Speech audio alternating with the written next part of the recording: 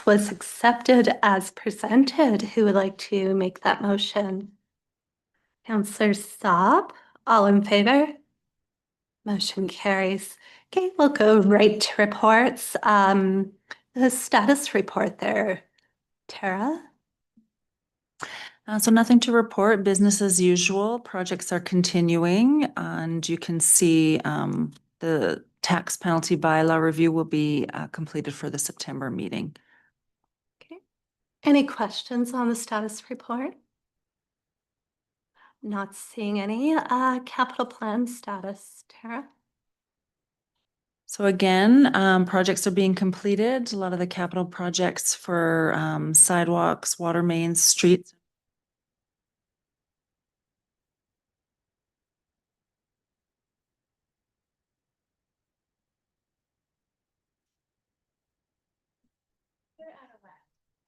So everything's going smoothly. So we'll continue to update that as projects are completed. Any questions? Not seeing any. And then our first strategic plan quarterly report. And Tara, I really appreciated the structure of this and just how it was laid out. So thank you for that. Is there anything you wanted to highlight? So work's begun kind of on two of the processes and the strategic planning initiatives. So asset management as well as the communication. We will continue to update these quarterly as we begin process through the strategic plan. Council, any questions or thoughts on this report? This is the first time we've seen the report. Does it work for you? Okay, looking good, Tara. Thank you. Okay. And I guess accounts payable report. Is there anything that needed to be highlighted there, Tara? No, business as usual. So it's kind of a slower month, but there were some capital projects on there that you will see come through with the paving and yeah, as we complete. So just a regular month. Okay. Any questions? Yes. Aaron, Councillor Shields, sorry. Just noticing on the report here, like I know we just went and purchased a new skid steer here just recently. But I'm noticing that there's two payments out for one for over 10,000 and one for just over 2,000 for screening bucket. Is that for work that we're doing asphalt wise or? Yeah, so Public Works has fit within budget some screens that they can use at the yard waste for dirt and for the concrete. And so when we have a series of different sets of screens, then we can actually screen the loam and then we can utilize it more within our projects. Yeah. Perfect. Thank you. Any other questions? Not seeing any. Could I have a motion that all written reports as recorded on the agenda for August 10th, 2026 be received for information and filing? I would like to make that motion. Councillor Miller, all in favor? Motion carries. Councillors, all having read the minutes and there being no errors, omissions, or corrections, the minutes of the regular meeting of the Council of the Town of Denton held July 13th, 2026 were accepted as distributed. Who would like to make that motion? Councillor Mitchell, all in favor? Motion carries. Okay, request for decision by law, designate municipal historic resource, the Keep Hospital. Georgina. Thank you. Yeah, so this is our first bylaw coming forward under the new policy for the Town of Nanton Heritage designation. It's a municipal designation, and as we had discussed in previous RFDs, this was an application brought forward from the lot owner and the building owner to go forward with municipal heritage designation. So this is the bylaw that will put that in place. Once the bylaw is signed, it can also be registered against title for to give future notice to potential purchasers. Okay. Any questions? Councillor Saab. Thank you, Your Worship.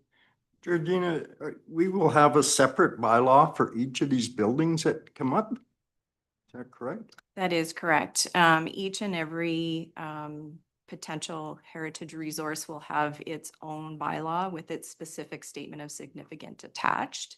But the template is the same. The schedule on the back of the bylaw is what will change for each designation. Okay. Any other questions? Just out of interest, Georgina, is it the property owner that registers it on title or is it the town? It will be the town that does that. Okay, thank you. Okay, we'll plan to do all three readings of the bylaw this evening. Move to read Town of Nanton Bylaw 142926, a bylaw to designate condo plan 0312590, also known as 2207 20th Street, as a municipal historic resource for a first time. Who would like to make that motion? Councillor McMasters, all in favor? Motion carries. Move to read Town of Nanton Bylaw 142926 for a second time. And who would like to make that motion? Councillor Shields, all in favor? Motion carries. Unanimous consent to read Town of Nanton Bylaw 142926 for a third time was granted by all of council present. Who would like to make that motion? Councillor Mitchell, all in favor? Motion carries unanimously. Move to read Town of Nanton Bylaw 142926 for a third and final time. Who would like to make that motion? Councillor Sopp, all in favor? Motion carries. Okay, request for decision on volunteer firefighter policy, Town of Nanton employees. Tara. Yeah, so council will remember the discussion with the fire chief in regards to incentives for local businesses that permit volunteer firefighters to respond to daytime calls. So as we were going through those initiatives, the question came up, what do we do with town employees who are firefighters and what's the process and procedure? So upon discovery, there hasn't been a process or procedure, and very limited times do town employees actually leave. And part of that is because there is no process or procedure in place. Do they use sick time? Do they use, vacation time? What is the process and procedure? So in looking at different communities and what they do, also keeping in mind the town can be sort of a leader in this as far as what they do for their own employees. We proposed a policy modeled after, similar to the town of Coaldale. Others do have this as well. So under the proposed policy, employees may respond to emergency calls during work hours where it's feasible and with supervisor approval, without loss of pay of their regular pay for those scheduled work hours. During these hours, they're also then not eligible to receive the firefighter honorarium. So any volunteer work outside of their regular hours would still remain eligible for that honorarium. So currently we have 2 or 3 employees, it depends on whether they're seasonal or not, that serve as volunteer firefighters. So again, participation is still voluntary. They do not have to respond as volunteer firefighters, but they could, and they can determine what works for them based on operational needs and the nature of the emergency.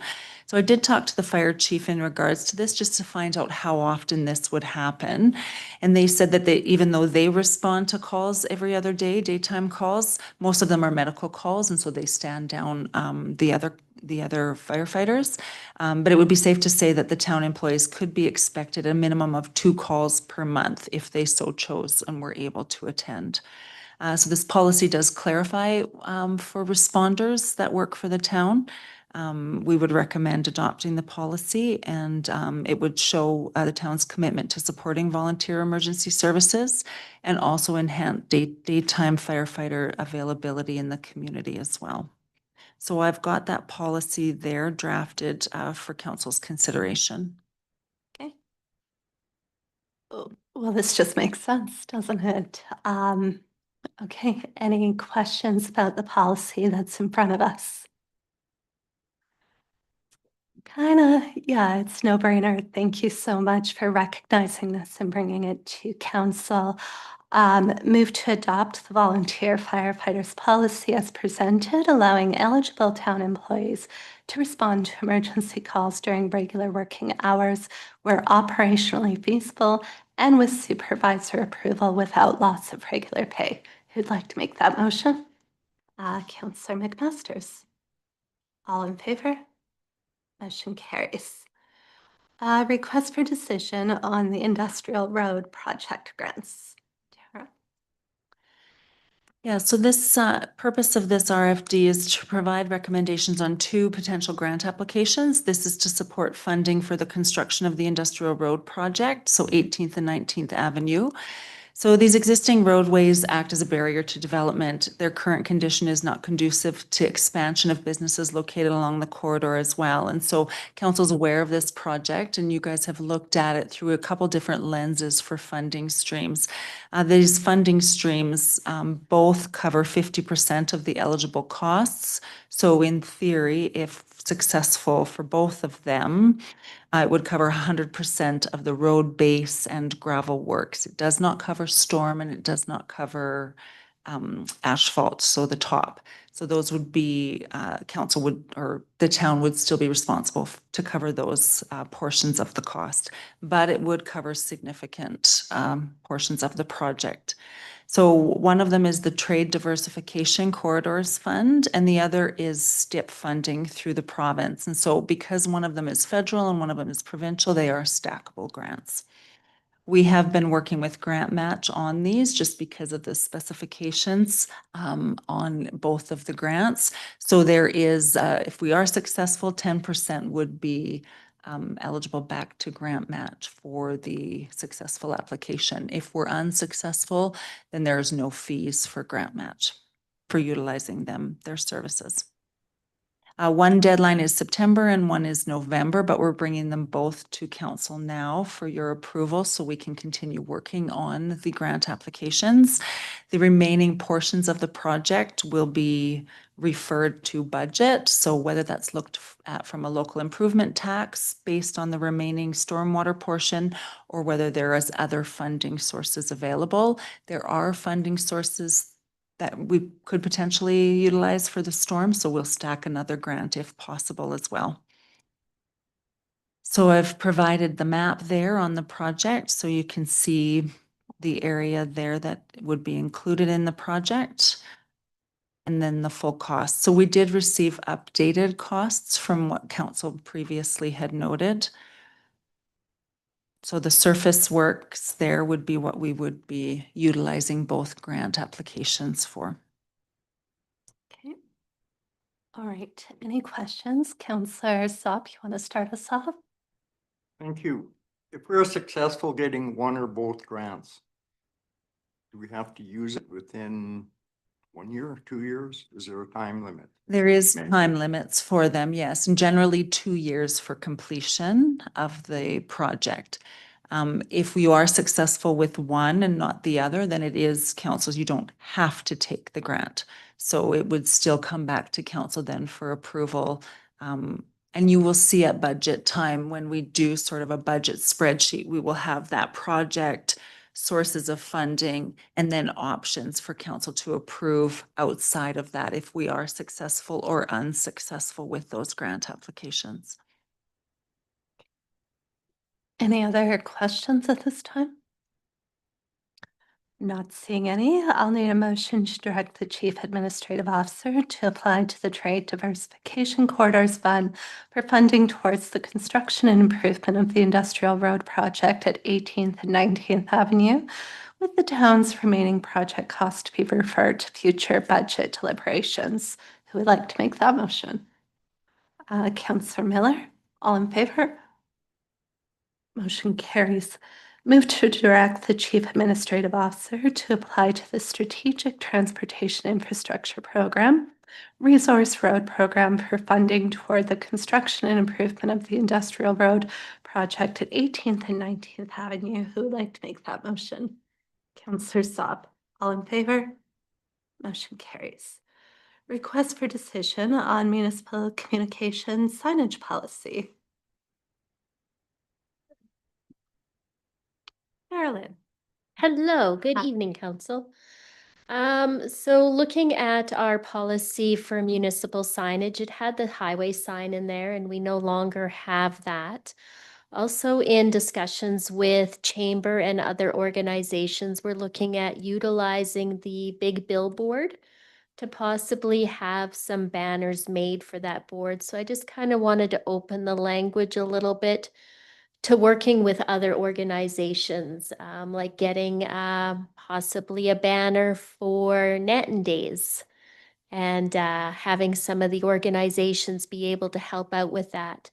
Possibly a banner, Egg Society with Nanton Nights. So there's just some banners that we could get.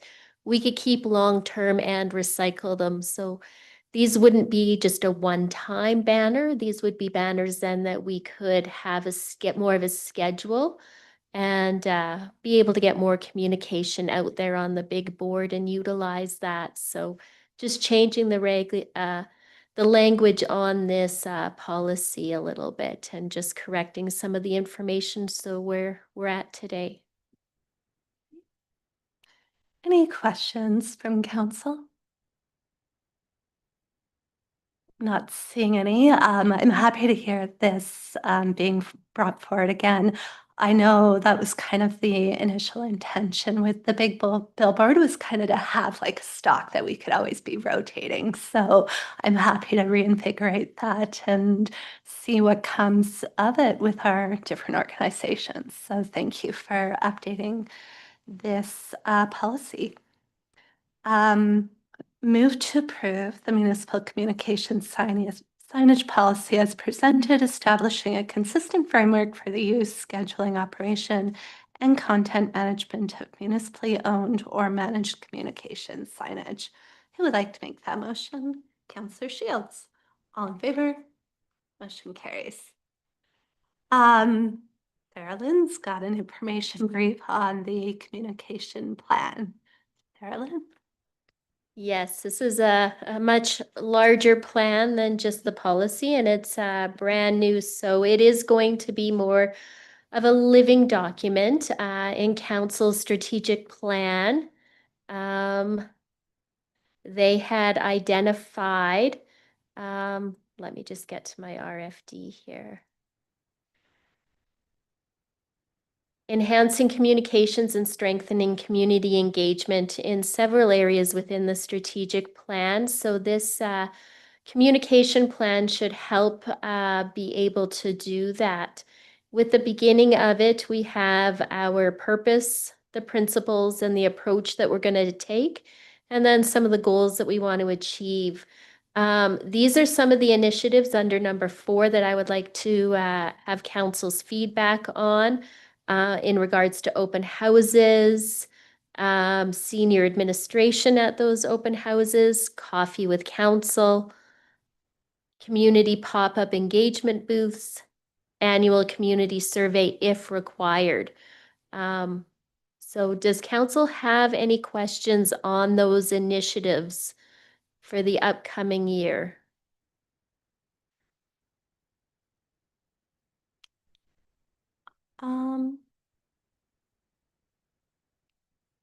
And I know you said this just a couple of weeks ago too, Yeah. and so you probably got a bunch of feedback at that time too that I only you got your incorporated. feedback. Pardon me.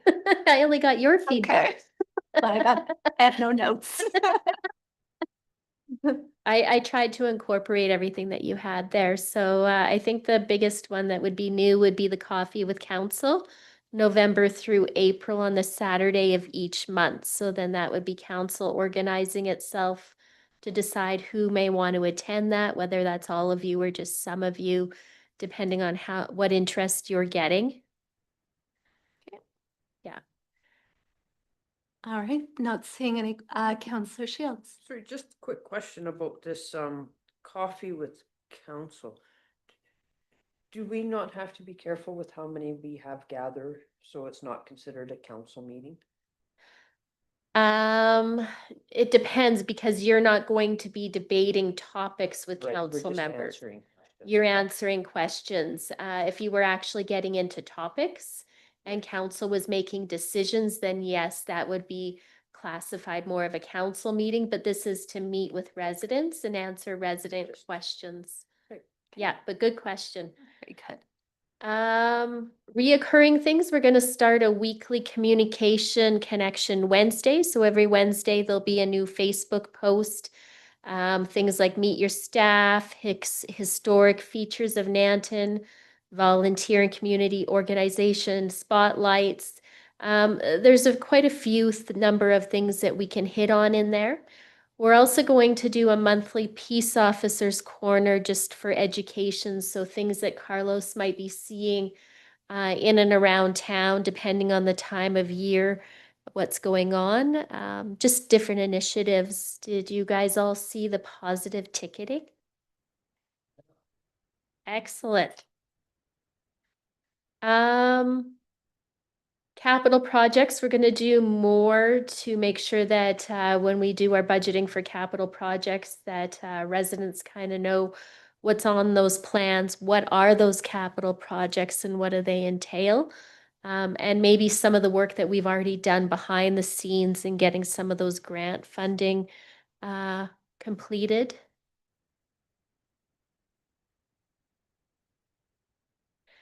I had an interesting conversation a couple weeks ago. I had a company come in and they want to do a magazine on Nanton.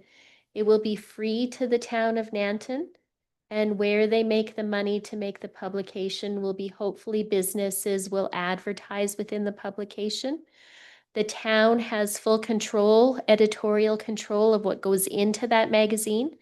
I'm hoping to gear it more towards tourism and make it so that we can have this magazine for a couple years. So we're not going to put specific dates in it. We'll put Nanton Days is August long weekend. These are some of the activities that go on, but we'll make it more general so we can use it for a couple years. I met with the chamber today and they're on board with doing this, and we're going to create a small group of us to write these editorials, take some of the photos and get this out in the new year. So we're not going to try to wear ourselves thin and get it out right away.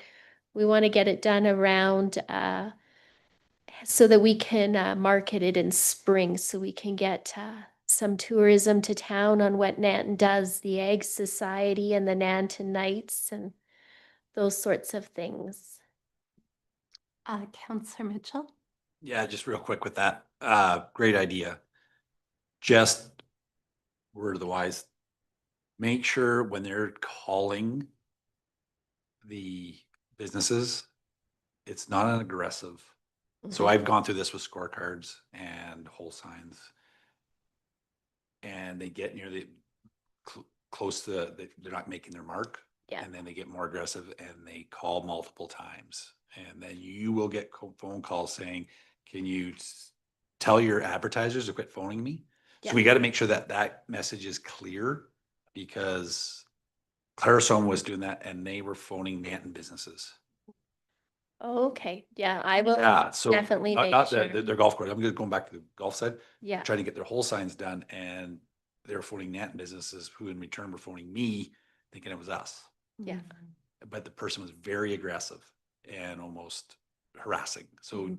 I'm not saying that but that business model tends to have that. So just be wary of that when you're talking to them. Yeah. Say the message has got to be very clear as far as, because otherwise it's going to create a back and forth more work for you guys. So, but I do like the idea and I think people get behind it. So. Yeah, we did write a letter as well, Tara and I, or from Tara and I, an introduction to the project that they can hand to the businesses as well to show that it is a legitimate Town of Nanton project with our approval behind it. But again, we're getting some chamber feedback as well to build a team so that it's not just us with the Town of Nanton. We get some excellent feedback on those articles from the Bomber, the grain elevators, and those sorts of things, so we can make it more comprehensive. They've also talked about doing a discount for chamber members if they want to advertise if you're a chamber member, so important to note that as well. Mhm. The last initiative that we have is I had a meeting with Golden West and they wanted us to do some advertising and I had to remind them we're not a business. We're a municipality and our priorities are water and sewer and garbage. But they did have a $200 a month Nanton's Next Chapter, or where they would sit down and do a meeting once a month. And I would like to do that with different organizations as well. So for instance, have the Bomber Command come in 1 month and possibly they can pay the $200 for that month. Having the grain elevators maybe take a month, Nanton Egg Society, those that are organizations within the town that people would want to come visit. So within all the organizations and talking with Chamber, it looks like Nanton would have about 6 of those 12 that we might want to fill with our own projects. This would replace the cost that we did last year for the Claire's Home Press. We had done an ad in the Claire's Home Press once a month, which was a quarter page, which is about the same cost. We've decided to pull back from that as it was a pilot project, and I don't think we really received that much attention for Nanton out of that initiative. So we're going to try this one this year and see if it works a little better to try to partner with some of our organizations. Counselor Mitchell. Sorry, yeah, Yep. not that I'm hogging, but we advertise on Sun Country. The golf course does. There are towns. Claire's Home advertise, Vulcan advertises on that station. So that I like the idea behind it. Yeah. We can do that and mark me down. I'll take one of the months. So, but the one thing I just asked for a call when it's going to be played. Yeah. So you're not listening all day trying to, where's your ad? Like what I'm doing right now. But let's do a lot of country music. But I like this. Everything you've done here, it's kind of showing that we're moving forward. Maybe a little bit late on some, but we're doing it. Yeah. So I really like the idea, the work that's gone into this. These are some really good ideas, and it's kind of progressive. So kudos. Thank you. But there are, Mhm. and there's enough people like with the chamber and that have some experience with that. Let's lean on those people and learn from their mistakes or successes too, right? So I like the way it's going. Counselor McMasters. With this, with the radio station, does it just like, will it just repeat the ad or whatever it is, like for that whole month? Or is it just like a one-shot thing or? I'm not entirely sure on the Yeah. frequency, but I'm pretty sure we could get a copy of that clip as well, and we can put it on our social media or possibly on the website. So I'm pretty sure there's things that we can do with it for that $200. Yeah. I'm pretty sure if we got into it and I found out it would be played only once and that's it, that maybe that might not be worth it, but that's not how it came across. Right. But I do need to get more details because that was a fairly new meeting that we had. Oh, cool. Any other questions? Counselor Miller. These are great initiatives and I thank you for the effort that you've put into this. I like all of them. My comment is, will you report back to council on your progress or your subscription to these initiatives? They're all great ideas, but I'd hate to be sitting here a year from now asking, well, what happened? So is there some kind of a metric or something that you can provide to council that says maybe on a bi-monthly basis, I've done this, this is what came out of it, just so that we see that it's working, it's paying off. Right now, it's just potentially a big void and you're busy. Well, As I read it, I'm thinking, oh, this lady's gonna be very busy. actually, in discussions with Tara, I think I'm going to be adding a department report like the other departments. So I can keep council updated on the many things that I do behind the scenes. Tara says you might not always see what I do, so. Okay, that's a great idea. Also the metrics of this are going on, some of it going to be measured. I've already started that. Just because in your strategic plan, there is an audit in there as well. But we have to get some measurable metrics on that started. So I've already started turning some of those on behind the scenes that may not have been on, and taking a look at what our metrics are so that we can get that audit report done later when we have the data to do that as well. Great.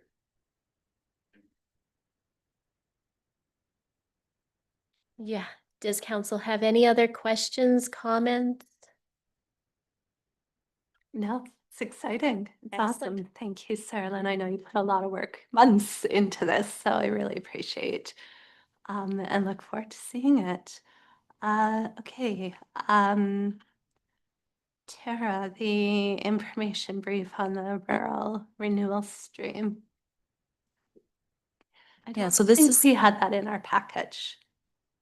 Pardon me? We didn't have an information brief. in our Yeah, package. Sarah Lynn sent it out later this afternoon. Oh. It was missed on the original. Yeah. Oh, okay. Do you guys have it in front of you now? Can you see my screen? Oh.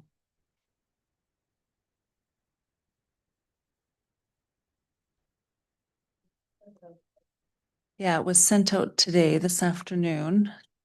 So it was updated on the website as well. So we're updating council a little bit further on the information gathered in regards to the rural renewal stream, following the delegation that took place on May the 19th. And so we contacted the provincial program directly, and they answered a few questions for us. So communities that are interested in becoming designated under the renewal stream must complete a full application package, and it's required to be signed by the organizations primarily responsible for economic development and must include an economic development plan. And this was something that Councillor Zopp questioned at the May 19th meeting and afterwards. So we do actually have to complete an economic development plan. Once the community is designated, we can offer based on the criteria that's on that link. So you can look at that criteria as well. Some of the questions that came from the initial information brief was, can municipalities charge the employers for participation in the program? And technically, it's not within the scope of the program. It's at the discretion of each community. However, they are aware of several communities that do charge fees to the employers. You cannot charge fees to any of the employees, and those employers also cannot turn around and charge fees as well. We also asked if there's any regulations regarding utilization of a consultant to facilitate the program. And so typically, participation must be administered by the Economic Development Office staff or staff working for the municipality. So generally, it's not done on a contractual basis. However, they are aware that there are some communities doing that or looking at it from a regional perspective. We also asked what the typical designation period was and do they anticipate any changes or having to reapply for the program. Currently, designation lasts about 3 years with the possibility to extend it for 2 years for a total of 5 years before any reapplication would need to occur. Now, what they have done with their changes in the spring is change the designation or the allocation numbers. So it's generally around 10, 12, 15 numbers per year for an allocation to a specific community. That has changed in the program. And so I did spend a lot of time talking with other communities that are in the program and a lot of communities that have since withdrawn from the program. So the town of Westlock does participate and they are currently still participating in the program. They do require a $350 non-refundable fee for administering the program with employers. The town of Tabor has since withdrawn from the program. It did issue a lot of endorsements while they did participate, and they note that there is value in the program, but following the provincial changes, many of these letters have expired. And now the endorsements are only valid for 1 year. And so when a municipality endorses employee or a specific person, that endorsement only lasts for 1 year without room to extend those. And so within that time frame, sometimes those letters may expire before their actual application is received through the federal government. So Tabor also advised that the program required significantly more administrative resources than was anticipated. So they designated 1.5 full-time staffs to the program. They received thousands of inquiries in the first month alone. And so while the program does improve the applicant's score within certain occupational categories, it does not reduce the provincial permanent residency processing times. So the application still remains subject to provincial quotas, priorities, review times, and then the actual federal process for PR, permanent residency. So maintaining a program for such a limited number of employees and employers with a small limited number of allocations made it no longer feasible for the town to continue. They chose not to charge an application fee as well, recognizing that unsuccessful applicants would likely view the fee negatively. They did interview all the candidates to ensure that criteria was met, and they noted that it was difficult to vet people other than what was presented on paper. Some of the staff felt underqualified to vet the candidates. And then we did talk to a bunch of other towns that have administered the programs, and they no longer do so. So it's noted that about 60% of the originally approved designated communities no longer participate in the program. They emphasize that municipalities have limited control over the allocations. And so there have been changing federal and provincial regulations, yet they're left managing expectations of residents and employers. And so with the change, they would have issued hundreds of letters and only have 10 allocations. Those then expire within a year. They suggested that the immigration nomination programs are more appropriately administered by federal and provincial governments only. Settlement supports also seems to be primarily offered through employer and employee workshops, although the municipality is still responsible for settlement services as well within the application. Housing also, so they would need to demonstrate some sort of plan for housing. I did reach out to Willow Creek Immigration Services because they do have Nanton within their region, but they do only service permanent residents as per their funding model, not those who are in the process of obtaining permanent residence. Settlement services would also need to be sought out elsewhere. I did connect with their funder for more information, but they didn't have any specific funding program that we would be eligible for at this time. Medicine Hat does collect fees for participating municipalities to administer the regional model, but they did not charge employers or candidates. The municipality relied on strong policies to support the application refusals when necessary. Lethbridge also designated highly targeted program, but they limited to eligible industries and occupation codes to align with their highest economic priorities. So they no longer participate in the program just because they're over threshold for the number of population.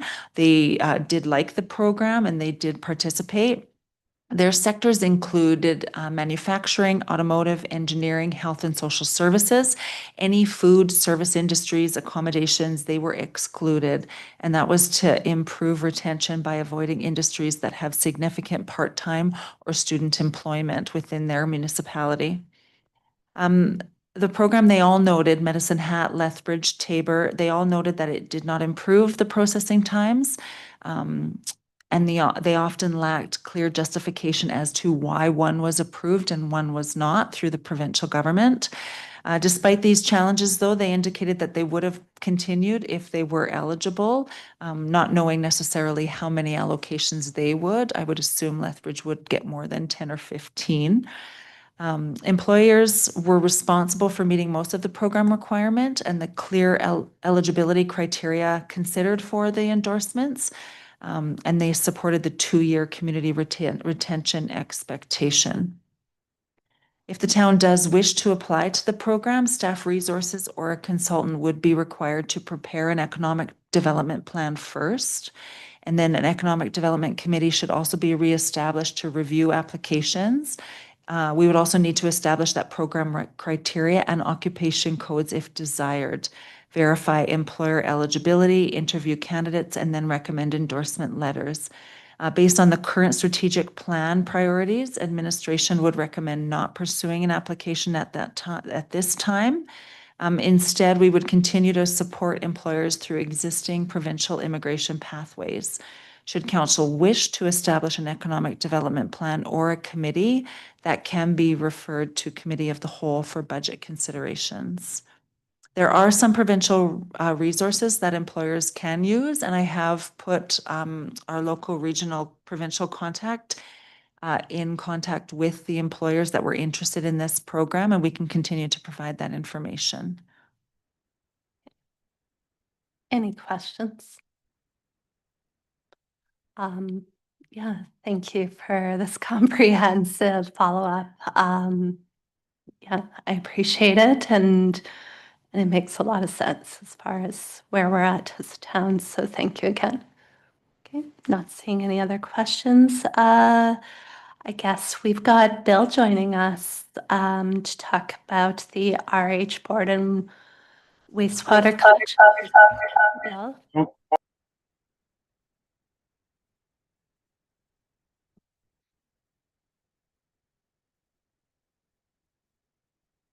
You're still muted. Hi there. Sorry, I'm getting this weird echo for some reason.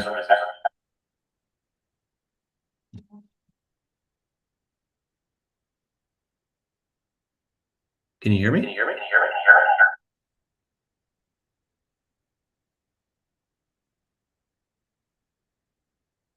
Do you have something playing?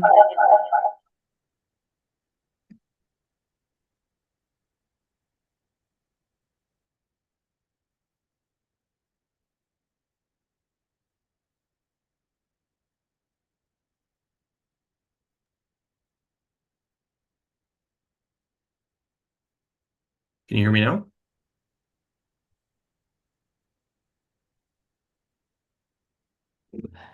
Yeah, that works, Bill. Thank you.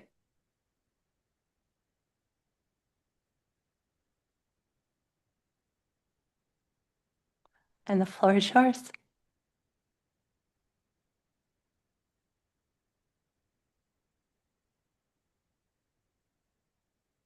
Bill?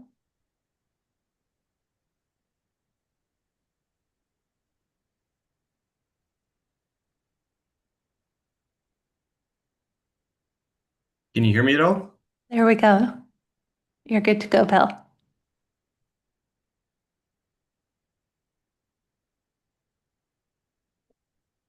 Can you hear us? I don't know if he can hear us, maybe. I can't hear anything from your end, unfortunately. Maybe if he just wants to start and then.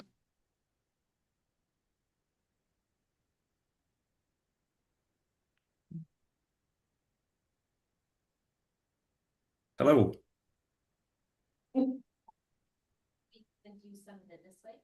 Sure, that's fine. We can hear you talk, so if you talk there, we can hear you. Okay, sounds good.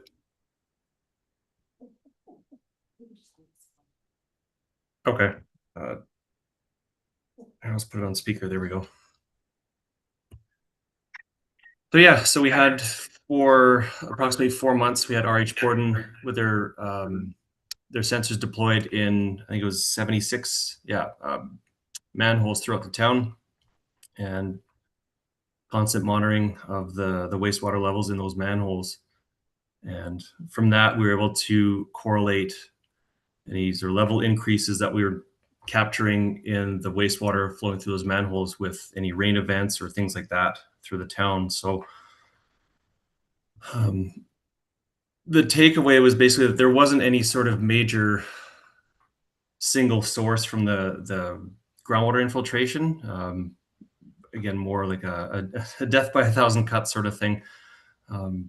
Primarily, cracks. What appear to be, I don't know if there are holes for installing the manhole barrels during installation.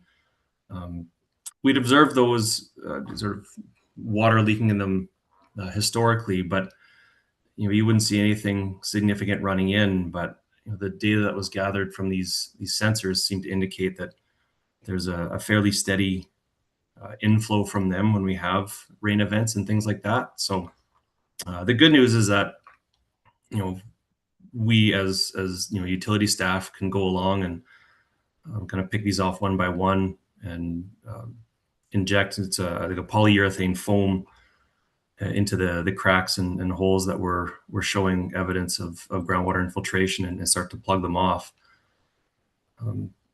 It'll take a bit of time, but again, like I said, it's something that we can do on our own, which is good news for the town. I don't know if council has any questions on the report or what was found out. Does anyone have any questions?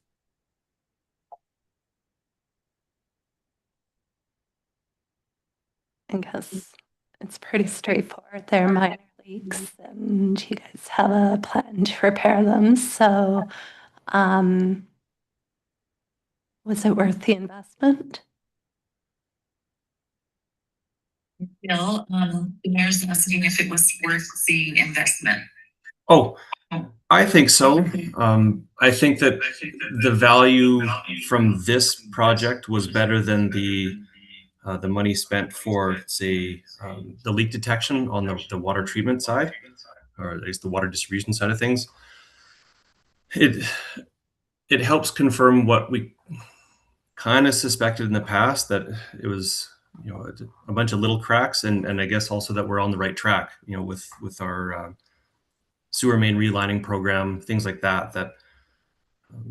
There's part of town that has the old infrastructure it's just starting to fail, and putting some money into rehabilitating it and bringing it back up to where it should be.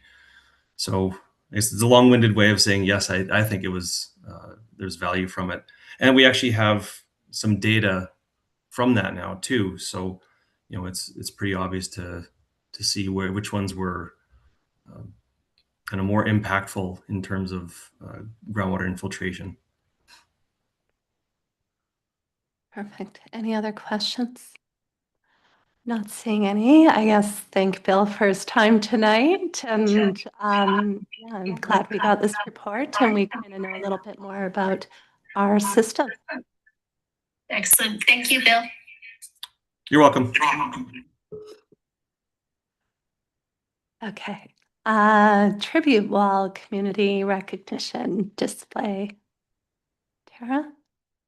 I guess Sarah Lynn as well.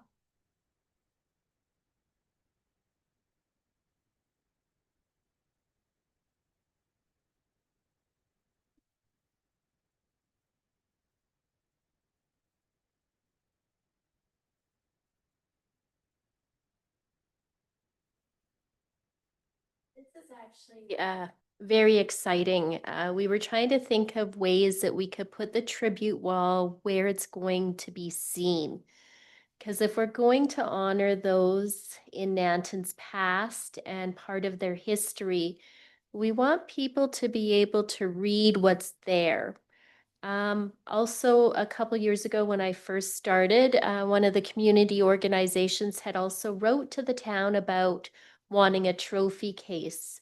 So we put our heads together and decided that in the rec center, in the main lobby, where there's that false wall that you can't see the swim change rooms behind. So we have already, the Athletic Society has put the front side of the trophy case and that bench. We're going to take that false wall with that bench out and move it back.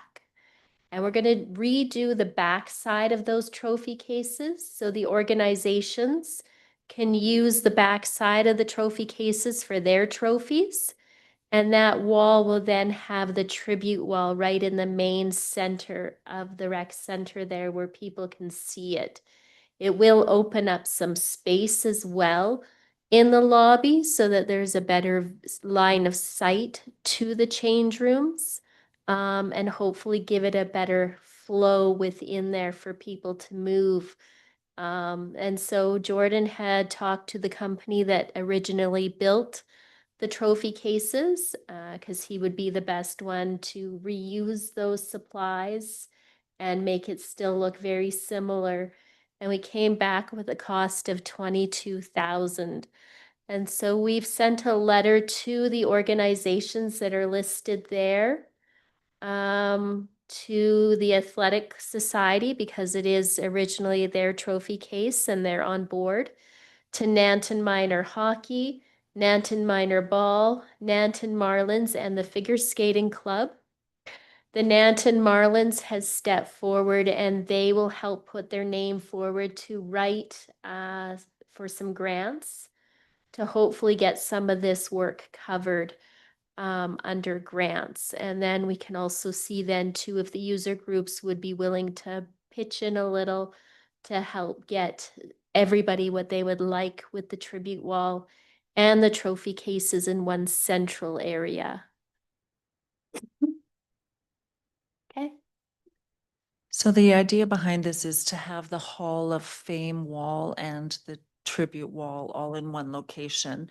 There was $5,000 that council had budgeted for this. That was previous years. That just has been rolled forward. So that will remain the same. We will make up the remaining funding through community groups and grants. Obviously, it won't proceed until all of the funding is secured.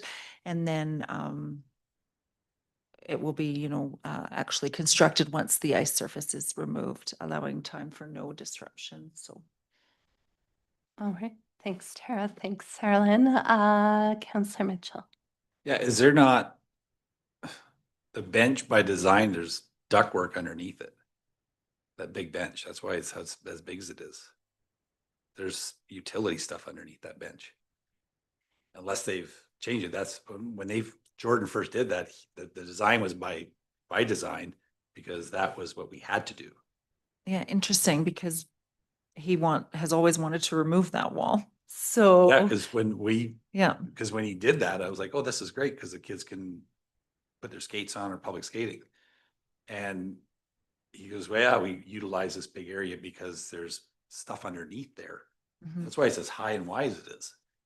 This is the biggest bench in any rink. It's why is this? The kids' legs dangle off. So that was my impression for a lot of years. Okay, we can confirm that. Yeah. With Pam. So just make sure that it's not there because it has to be there. Right. Change rooms into a pool, you don't need direct line of sight ever. You do not want direct line of sight into any change room. Oh, No, not Go into like the that. change room, just Go to like the, this. yes, yeah. That kind of serves a purpose because you have to walk around to get into something. It's not, you can't see from the lobby. I get we need more room in the lobby. But we got to make sure that makes sense. And I'm not sure if it's the Athletic Society. There is a Wall of Fame committee that you need to add to this. No. The Athletic Society is completely different. They help, they put money into it as well as some of the other service clubs. But yeah, so there's room on the current wall. I don't mind moving it back. And I like the idea of multiple trophy cases. What you will find, so not to the glory days, but there was a massive trophy case in the original hub foyer, massive. You will fill that up. You will constantly be filling it. What happens is you have a trophy that's sitting in there from 10 years ago. So you have to have somebody monitoring what's in that, because you'll get a PWB Fort McLeod trophy winner from 1980, whatever, and it sits there and it sits there. And I'm sure we have boxes full of trophies somewhere in this building from the original trophy case. So I'm not opposed to putting trophies, but it's current and then they get removed.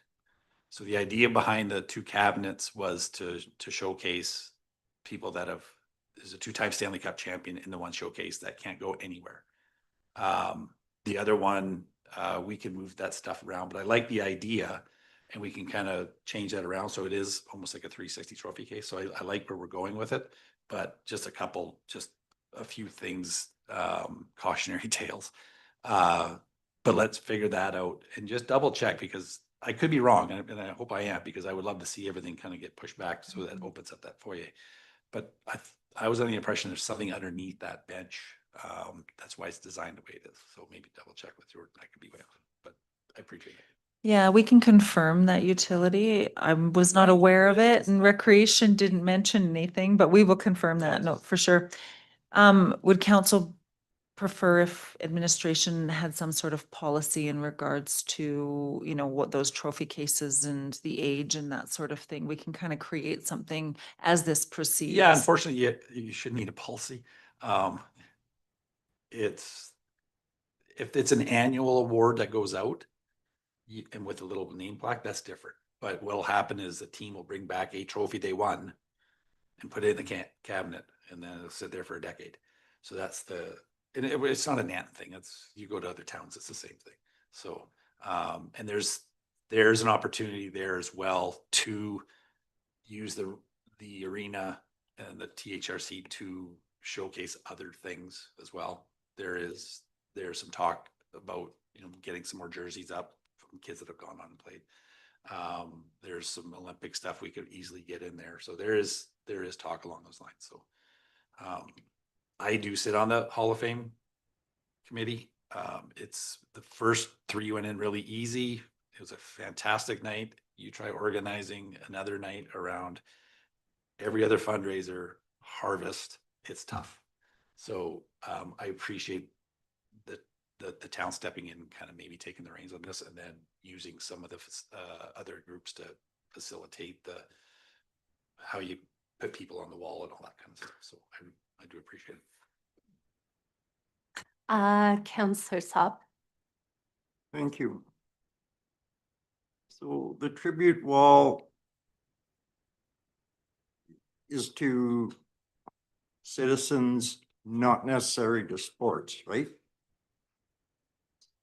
The conversation so far is all about trophy spaces and rooms.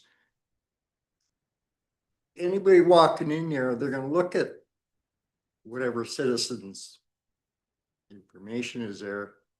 Scratch your head, how's he associated to the sports in this place? I actually think this is on the wrong path, putting a tribute wall in there.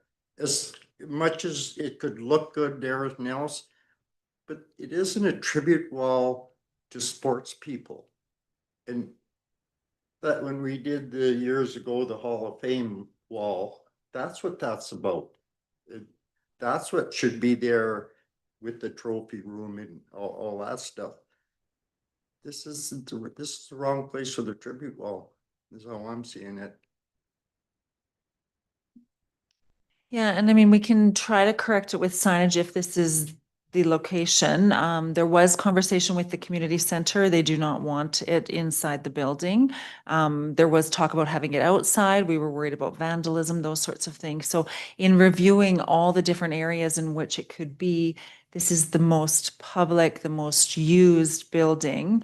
The Wall of Fame is for athletic or other, and we would have to make that distinction on you know, what the criteria is for each side.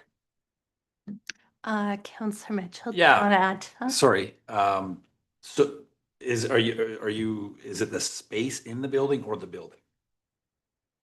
Like, are you worried about it's going to get convoluted with this side? And that's because I'm not disagreeing with you. So other towns have Okotoks, and the Murray has their wall, and they just a distinctive, and it's how you label the community side of things. Mhm. It really is what the distinction is, whether it's community builders or however you put it, or whatever category, because you have multiple different categories.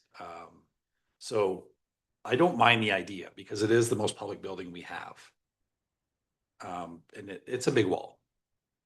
So even if you kind of, or however you work it out, if it's half and half, you can do the sports side of things. And we can change it from a Wall of Fame to a tribute wall and then you can have athletics and you can have community.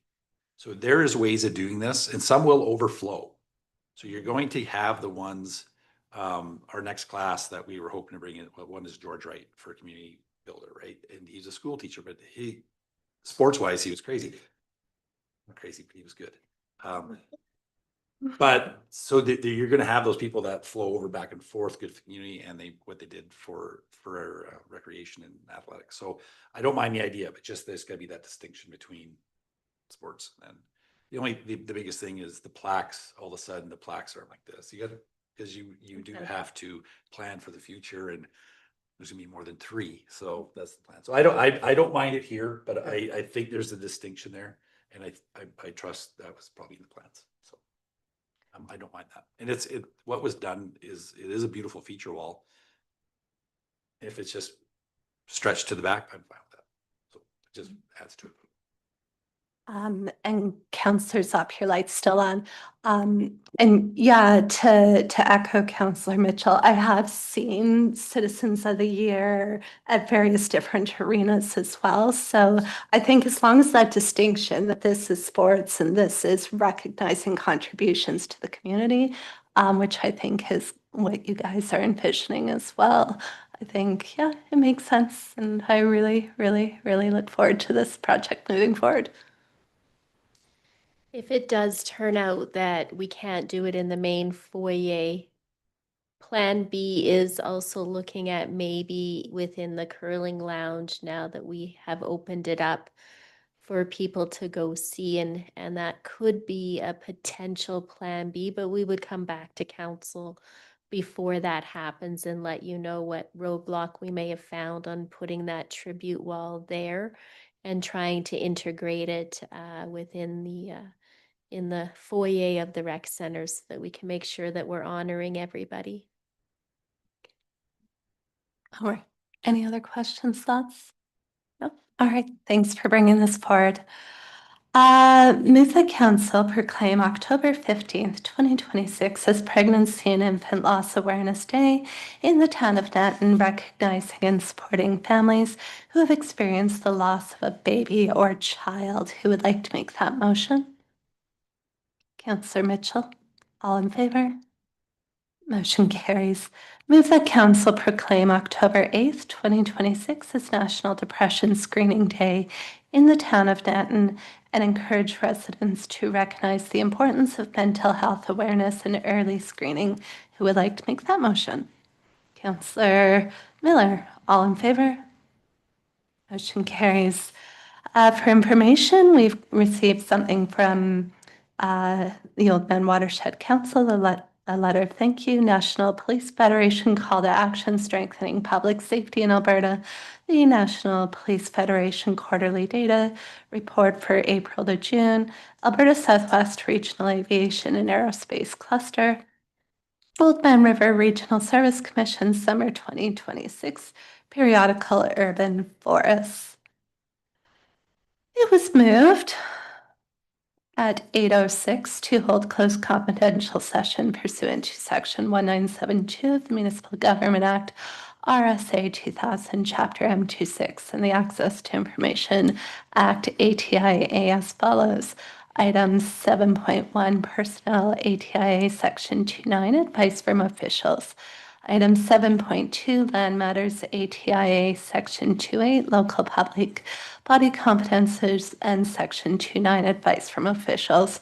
And item 7.3, the Northwest Area Structure Plan, Section 19, Disclosure harmful to business interests of a third party. Who would like to make the motion to go into closed? Councillor McMasters, all in favor?